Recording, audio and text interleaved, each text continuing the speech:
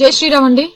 నేను త్రయంబకేశ్వరంకి 9 కిలోమీటర్ల దూరంలో ఉన్న అంజనారిలో ఉన్నాను. అంజనారి అంటే అర్థం కాకపోవచ్చు, అంజలి మాత గిరి పర్వతం అన్నమాట. అంటే ఇక్కడే మన ఆంజనేయ స్వామి జన్మించారు.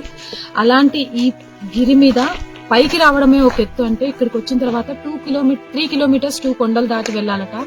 మినిమం డెవలప్మెంట్ లేదు. నాకు చాలా చాలా చాలా బాధగా అనిపించింది. ఇక్కడ ఏవో పక్షులు ఉన్నాయి, రేర్ గా ఆ పక్షులు అంతరించిపోతాయని డెవలప్ చేయలేదని చెప్తున్నారు.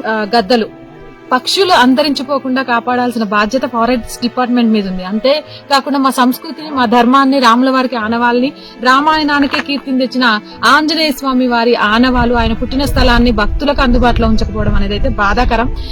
మా మసీదులు ఉన్నాయి, మా చర్చిలు ఉన్నాయి అని వాటి ప్లేస్ల కోసం వాళ్ళు పరితపిస్తుంటే ఈ చరిత్రని కనుమరుగు చేస్తూ రేపటి తరానికి అసలు చరిత్ర లేదు అనేలాగా చేస్తున్నాం. ఏదేదో కారణాలు చెప్పి ఇక్కడ గవర్నమెంట్ స్పందించాలి, దీన్ని డెవలప్ చేయాలనైతే మనస్ఫూర్తిగా కోరుకుంటున్నాను.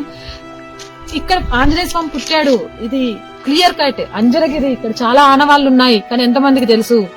ఎందుకు కాపాడుకోలేకపోతున్నాం?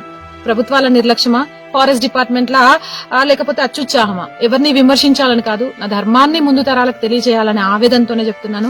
దీన్ని డెవలప్ చేసే దిశగా ఆలోచించండి. మహారాష్ట్ర ప్రభుత్వం, forest department and central forest department కూడా దీని మీద దృష్టి పెట్టాలని మోదీ గారు, అమిత్ షా గారు దీని మీద దృష్టి పెట్టండి. ఆంజనేయ స్వామి పుట్టిన ప్లేస్, ఆయన దలుచుకుంటే మా అందరికీ శక్తి వస్తుంది. ధర్మాన్ని